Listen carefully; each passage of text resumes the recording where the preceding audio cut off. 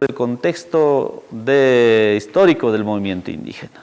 Pero para poder un poco entender el contexto histórico del movimiento indígena, no voy a hacer una historia desde atrás, sino de cómo estamos organizados, ¿no? A veces dicen, no, es que los indígenas aquí solo en el Ecuador estamos así organizados, sino nosotros tenemos organizaciones en otros países. Por ejemplo, compañeros, aquí estamos los pueblos indígenas. Antes de la conquista esto era habitado por los pueblos indígenas. De lo que se conoce de la historia, ¿no es cierto?, es que estuvimos con más fuerza, eran en esta área, ¿no?, en esta área, los incas o nosotros que estamos aquí, los cayamis, los puruás, no sé qué pueblos nomás habrían, ¿no es cierto?, los incas, los aymaras, eran los que estábamos habitando mucho más en esta parte. Claro, acá en la Amazonía o en Brasil también habitaban, pero casi la gran parte de este territorio era Amazonía, o sea, selva. A veces dicen tierra que nadie habitaba, mentira. O sea, ahí habitaban, por eso están los pueblos indígenas de la Amazonía nuestro, de Perú, de Bolivia, de Brasil, de Colombia, de Venezuela. Entonces, compañeros, nosotros como movimiento indígena, ¿no es cierto?, del Ecuador, estamos aquí. Por ejemplo, esta puede ser Colombia, Ecuador, Perú, Bolivia, está por acá, ¿no es cierto?, Chile, está Argentina, Paraguay está por aquí, ¿ya? Y el resto es Brasil, ¿no es cierto?, así. Brasil, Venezuela está por aquí. Venezuela, Surinam, ya.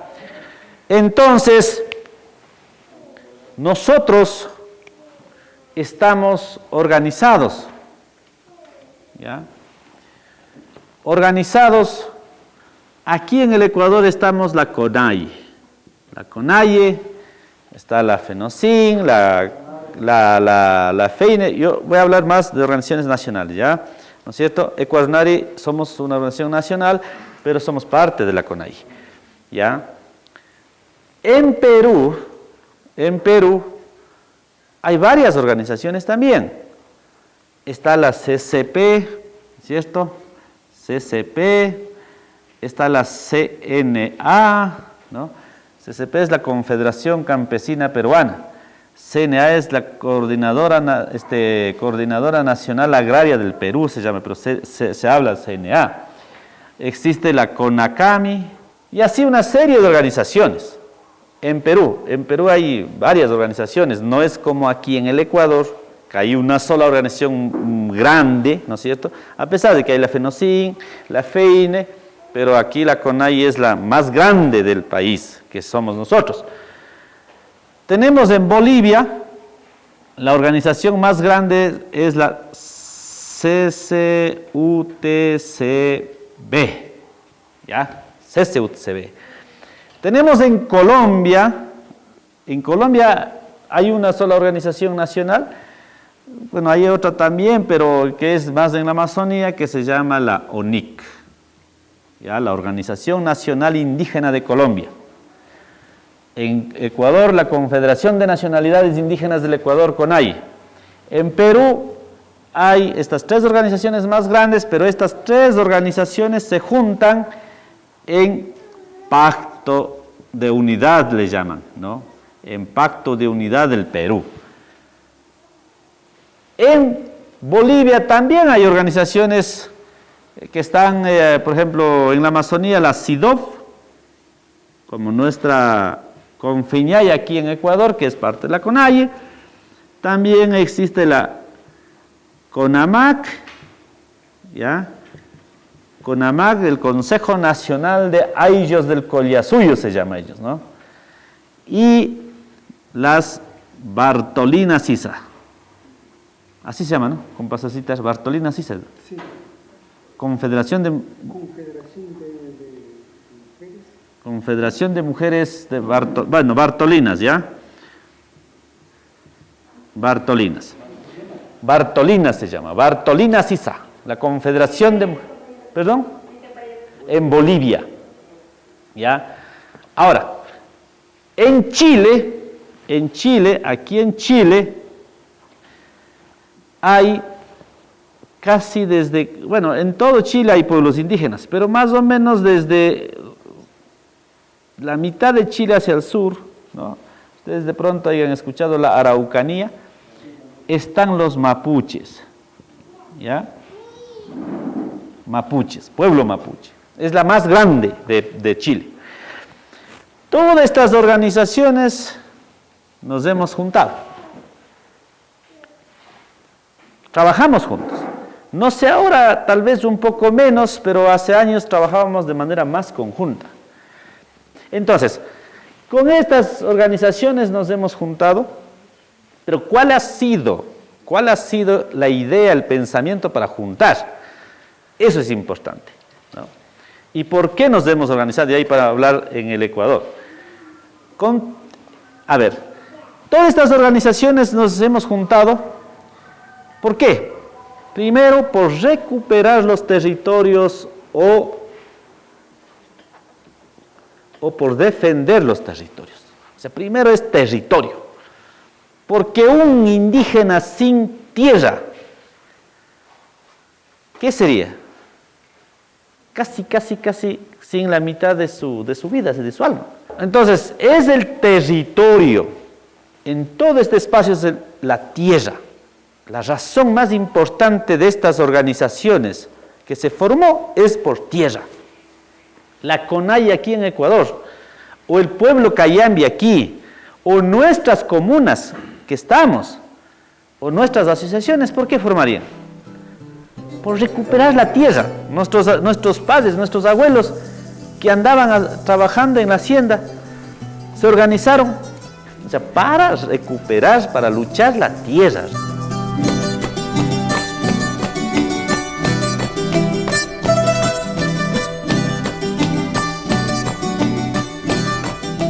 Entonces, el denominador común casi en todos los países, ¿no? En todos los países, era la recuperación de la tierra y territorio. Pero sobre todo, ¿por qué? Nosotros los ecuatorianos hemos hablado de tierra aquí. Si vamos a Colombia, si vamos a Bolivia, si vamos a Chile, si vamos a otros países, ellos no hablan mucho de tierra, ellos hablan de territorio. Porque dentro del territorio no solamente está la tierra, está el agua, está la biodiversidad, o sea, es prácticamente todo, ¿no? Entonces, a partir de eso, ¿no? De estas organizaciones, otra de las cosas que se pelea es educación, ¿no? Educación, la educación bilingüe, derechos. ¿Desde cuándo? Yo les pregunto, compañeros, pero ¿cuándo realmente los indígenas podemos ejercer todos nuestros derechos? Cuando Jaime Roldós llega a ser presidente, ¿no? En 1979, dice, aquí todos tenemos derechos en igualdad de condiciones. Porque los indígenas, a ver, hasta ese momento, la Constitución y la ley decía, pueden votar solo los que saben leer y escribir. Y como la mayoría de los indígenas no sabían leer y escribir, entonces no podían votar. Recién en 1979, Jaime Roldós dice, aquí todos son ecuatorianos y todos tienen derecho a votar, así sean analfabetos. Ahora, que no quieran ir a votar, ese es otro lío. Ay, sí, ya no. Recién ahí, compañeros y compañeras, los pueblos indígenas llegamos a tener derecho. O sea, bueno, ya, antes teníamos, decían, derecho a la educación, derecho a la salud, derecho a, bueno, todo, ¿no es cierto?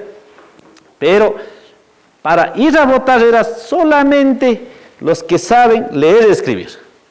Inclusive en 1830, cuando se creó la República del Ecuador, ni los mestizos que vivían aquí en el Ecuador podían votar cuando se fundó el Ecuador. En esos años, en 1830, cuando fundó Ecuador, ¿cuáles eran los requisitos para ser ciudadano ecuatoriano? Tener propiedad, exactamente, pero ¿cuántos eran? ¿Cuántas propiedades eran? Propiedades gigantescas de tierra. Tenía que hablar castellano o el idioma español, ¿ya? Y ser católico. Los indígenas, ninguna de los cuatro cumplíamos, o de los tres por lo menos. Ninguno, ¿no? Primero, los pueblos indígenas no tenían esa visión de tener propiedad privada. Ahora ya desde los años 20, desde los 1920, desde los 1930, ha aparecido la escritura. Más o menos el registro de la propiedad, todas esas cosas aparecen en 1880, más o menos, por ahí. Y después de eso ya vienen en 1930, por ahí ya empiezan a aparecer las escrituras, ¿no? Porque escrituras digo más individuales, porque antes habían propiedades colectivas, grandes, gigantes, ¿no? O sea, no nadie era dueño de decir yo soy dueño de 1 hectárea, no, eso no había antes, ¿no? Más bien desde 1930, más o menos por ese lado aparece. Entonces, los indígenas teníamos esa visión más comunitaria. Por eso que ahora decimos, todo ese cerro es de nosotros, de la comuna es. Antes era así, todo el territorio era de nosotros, de la comunidad o del ayllu, como se dice. El ayllu el ayllu no sé qué, el ayllu acá, el ayllu de... Era sistema de ayllus, no había comunas antes. Entonces, decía, en esos años, los indígenas no estábamos pensando en propiedad privada. Los indígenas no éramos católicos. Teníamos propia religión.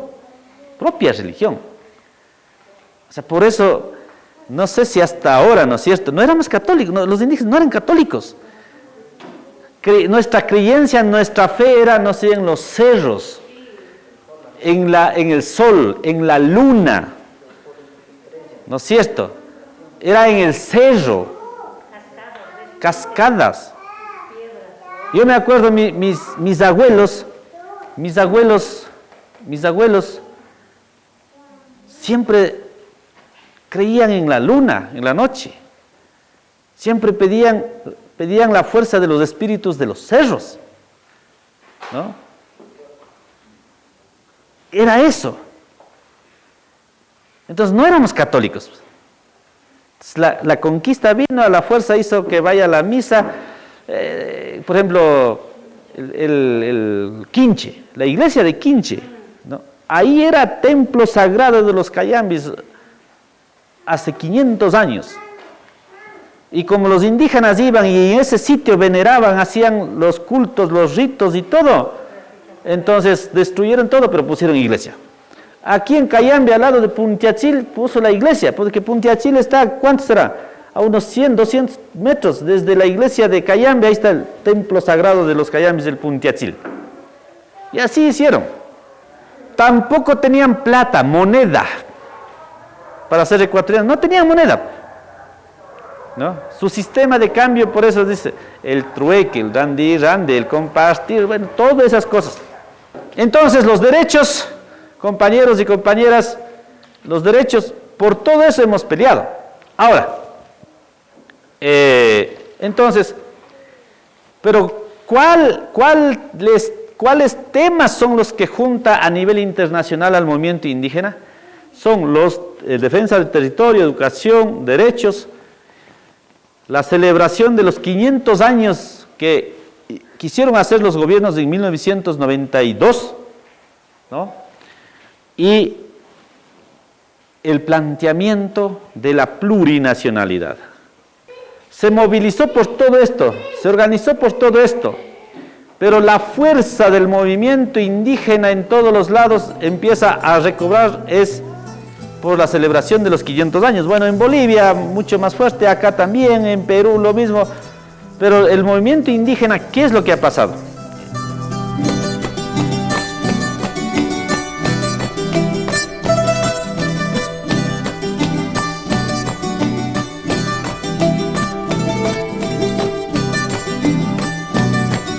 el movimiento indígena para ser la CONAIE, para ser CNA, CCP, para ser CCUCB, para constituir la gran nación mapuche que es en Chile, ha tenido que pasar muchas historias. Colombia, solo yendo en Colombia, el movimiento indígena organizados formó la guerrilla. En Colombia, por ejemplo, cerca de los 80, movimiento guerrillero Quintín Lame. Pero este movimiento era movimiento guerrillero Quintín Lame solo de indígenas. Porque ya no resistían, ya no avanzaban, ya no aguantaban tanta masacre, tanto, hasta ahora inclusive en Colombia, ¿no? Aquí CONAIE en Ecuador no hemos tenido esa experiencia nosotros como movimiento indígena. En cambio, compañeros, en Colombia, jóvenes indígenas armados con fusiles, con todo, en guerra contra el ejército, en guerra contra las hacendados, para recuperar el territorio. En Perú, lo mismo.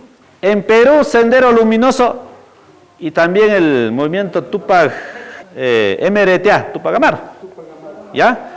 Pero ninguna de las dos guerrillas en Perú eran de los indígenas. En Bolivia, en los años 70,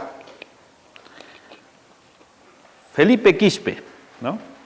Felipe Quispe toma el liderazgo y con el que fue vicepresidente de Bolivia, el vicepresidente de Evo Morales era, se juntan los dos, un indígena y un estudiante universitario, y los dos deciden hacer la guerrilla, ¿no? Entonces se llamaba Movimiento Revolucionario Tupac Katari, ¿ya? Los cataristas.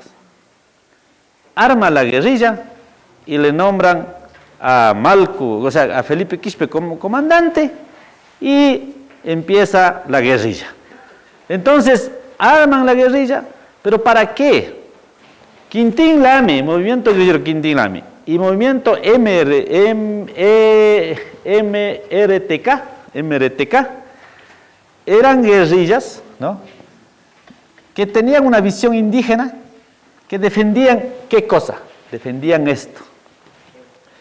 En cambio, en Colombia y en Perú, ¿qué querían? Querían llegar a poder, gobierno, es lo que querían.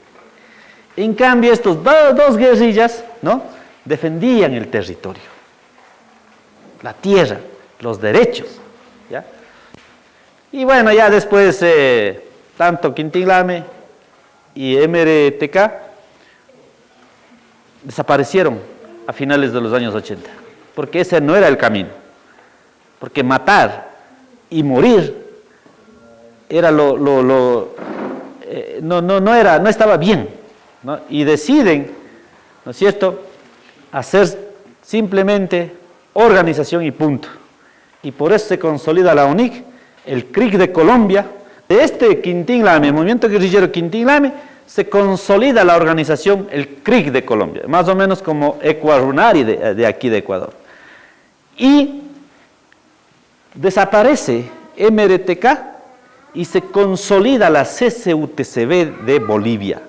Y vuelve una organización poderosa, pero en Bolivia dicen, fortalecemos la organización, desaparecemos como movimiento, ¿cómo se llama? Ya se cayeron presos los líderes, el Malcu Felipe Quispe cayó preso, fue 12 años en la cárcel, Álvaro García Linera, que era el subcomandante, también preso, 9 años en la cárcel, y deciden hacer ya no la guerra, sino deciden construir un movimiento político y llegar al poder. Y fundan dos movimientos en caso de Perú, de Bolivia, que era el movimiento Pachacuti, ¿no? Pachacuti, y los otros fundan el movimiento el MAS, ¿ya? Y dicen, en cambio, en Bolivia, dicen, no, nosotros vamos a construir, ya no vamos a hacer la guerrilla para defender solamente el territorio, porque ahí estamos matando, nuestros líderes mueren, están en la cárcel, mejores vamos a constituirnos esto, y para gobernar. Y hacen el movimiento Pachacuti, tienen buenas votaciones, pero después construyen el movimiento al socialismo, que es, y llegan con Evo Morales a hacer gobierno, ¿no? Entonces, compañeros y compañeras, más o menos ese es el contexto histórico a nivel internacional. Dentro de este proceso nosotros como Ecuador hemos movido, ¿no? Por eso nuestras relaciones, ¿no? Perú, por ejemplo, está bien complicado. No hay un movimiento indígena sólido, grande, como hay aquí en Ecuador, porque mataron 75.000 indígenas. En Colombia se complicó un poco, pero hay una organización sólida, bien construida, ¿no? Entonces, compañeros, este es el contexto.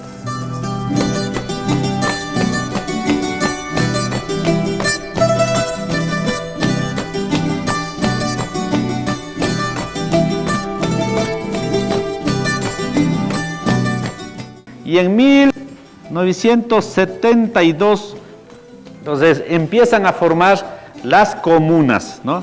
Las comunas. Y estas comunas en muchas provincias se juntan, se van juntando, se forma la Ecuarunari, ¿no? Ahora que es la organización de la Sierra, la Ecuarunari. Ecuarunari es de toda la Sierra Andina. Nosotros pertenecemos al Ecuarunari, la Confederación Cayambe pertenece al Ecuarunari, la FICI de Imbabura pertenece al Ecuarunari, el movimiento indígena de Cotopaxi pertenece al Ecuarunari, el movimiento, ¿cómo se llama? El movimiento indígena de Chimborazo pertenece al Ecuarunari, así, ¿no? Entonces, se funda el Ecuarunari. Ahora, esta es la organización más importante del Ecuador. 50 años ya va a cumplir el Ecuador, 50 años ahorita. Pero durante los 50 años hemos sido 3 cayambis, podríamos decir, presidentes de Ecuador. Y una sola mujer en todos los 50 años, presidenta, podríamos decir. ¿Cuáles son esos 3 cayambis? ¿Quieren saber? Sí. Ha sido Manuel Imbaquingo, compañero es de Pijal, ¿no? Pijal Alto, ya. Él fue reelecto, entonces ya. El otro presidente del Ecuador ha sido Ricardo Ulcuango. Ahorita es asambleísta nacional, ¿no? Ricardo Ulcuango, también fue reelecto. Y otro presidente de Ecuador, ¿quién? Humberto Cholango, también reelecto. Antes, en la Ecuador eran 2 años la presidencia del Ecuador. Entonces, Manuel Imbaquingo fue 4 años presidente. Ricardo Ulcuango fue 4 años presidente, 8 años. Y cuando yo estaba de presidente, cuando yo entré de presidente ya era, para la reelección era 3 años, entonces yo estuve 6 años. 6 más 8, 14 años hemos sido dirigentes los indígenas, los cayambis, dentro del Ecuador. Hay que entender, compañeros y compañeras, hechos históricos que los cayambis, siendo presidente de Ecuador, hemos hecho, más o menos como presidentes de la República, ¿no? Cuando fue Manuel Imbaquingo presidente del Ecuador, ¿qué pasó? Manuel Imbaquingo empezó a organizar y fue parte que fundó la CONAI, ¿no? Porque antes era de solo Ecuador, la Amazonía era aparte, la costa era aparte. Entonces logró juntar a los 3 y fundó la CONAI. Cuando fue Ricardo Ulcuango, fue presidente, ahí es cuando se hizo la primera asamblea constituyente o constitucional en 98, pero también en este periodo de Ricardo Ulcuango se tumbó 2 gobiernos conducidos por el levantamiento indígena, ¿no? En nuestro periodo que yo estuve, 2 hechos históricos. Una es la Constitución de la República, del Estado plurinacional, los colectivos Que muchos hablan de justicia indígena, todo eso podemos hacer. No es que yo hice, sino que en nuestro periodo logramos, ¿no? Logramos que eso se constitucionalice. Y la caída del gobierno de Lucio Gutiérrez. Y la única mujer que ha sido presidenta del Ecuador es la compañera Blanca Chancoso. La única presidenta hasta estos momentos, en 50 años, ¿no?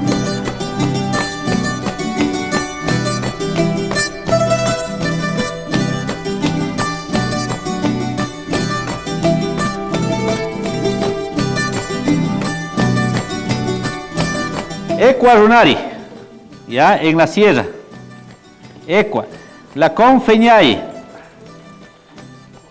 en la Amazonía, a ver, esta sierra, Amazonía,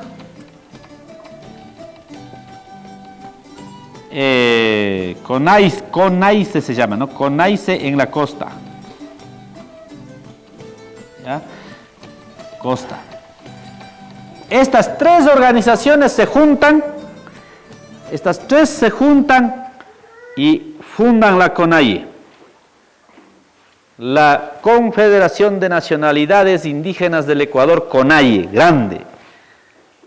Y esta fundación lo hacen el 16 de noviembre 1986. 16 de noviembre de 1986 funda la CONAIE. ¿Y quién era el primer presidente de la CONAIE? Miguel Tancamash, un shuar, ya falleció, ya es el único presidente de la CONAIE que ya no está fallecido. Pero en la CONAIE, hasta estos momentos, un Cayambi ha sido presidente. Yo fui presidente de la CONAIE. Bueno, en la CONAIE hasta ahora no hemos tenido una presidenta mujer. Han sido bastante jóvenes los presidentes tanto del Ecuador y de la CONAIE, ¿no? A ver, bueno, en la CONAIE, ¿quién ha estado más en la presidencia de la CONAIE? Es el único que ha estado más tiempo es Luis Macas. Y de los presidentes de la CONAIE, casi todos hemos estado, bueno, no sé si casi todos, pero casi la mayoría hemos estado en la cárcel, ¿no? Primer presidente, Miguel Tancamash. Segundo presidente, Cristóbal Tapuy. Tercer presidente de la CONAIE es Luis Macas. Tercer presidente de la CONAIE, Luis Macas. Después de Luis Macas vino cuarto presidente de la CONAIE, Antonio Vargas. Después era Leonidas Issa. No el Leonidas Issa actual, sino otro Leonidas Issa. Después de Leonidas Issa vino Marlon Santi, sexto presidente de la CONAIE. Después de Marlon Santi, Humberto Cholango. Después de Humberto Cholango, Jorge Herrera.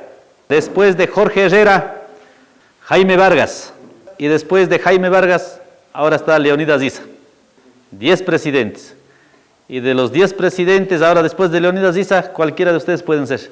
¿Por quiénes está conformado la CONAIE? La CONAIE está conformado por pueblos y nacionalidades. Eso es importante, compañeros. ¿Por qué pueblos? ¿Por qué nacionalidades? Tanto pueblos y nacionalidades tenemos territorios, o sea, territorio definido.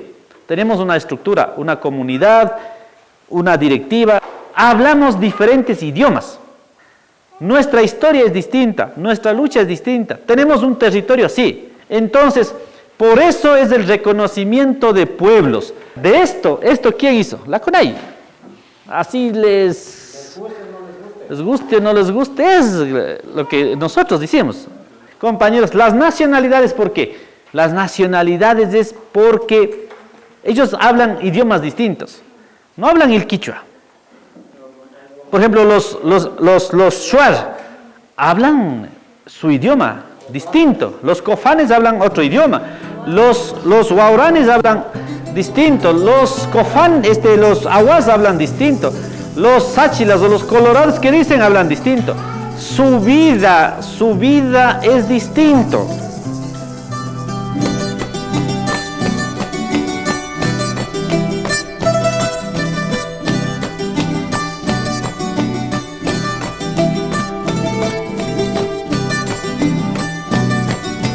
Cayambi siempre existíamos. ¿En qué año fundamos el pueblo Cayambi? Fue en abril de 1999. ¿Quién fue el primer presidente del pueblo Cayambi? Humberto Cholango. Después, ¿quién sería? Compañero César Pilataxi, que está aquí con nosotros. Después de compañero César, estaba Arturo Guazua, compañero Arturo Guazua, el tercer presidente.